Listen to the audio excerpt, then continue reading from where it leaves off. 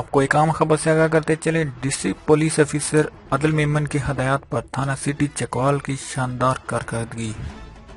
S H O مسرت شاہ، فیصل محمود اور A S I عبد الرحمان کی زیر نگرانی بغیر نمبر پلیٹس موٹر سائیکلوں کے خلاف کریک ڈاؤن۔ سینکڑوں موٹر سائیکل تھانہ میں بند۔ تھانہ میں آنے والی متعدد موٹر سائیکلوں کے کاغذات درست ہونے پر مالکان کے حوالے کر دیے۔ اس کے علاوہ بغیر نمبر پلیٹ اور بغیر کاغذات کے درجنوں motor سائیکلیں been. A S I عبد الرحمان نے ایف بی نیوز سے گفتگو کرتے ہوئے کہا کہ بغیر نمبر پلیٹ اور خود ساختہ نمبر پلیٹس والی موٹر سائیکلیں جرائم میں ملوث ہونے کی وجہ سے تھانہ میں بند ہیں۔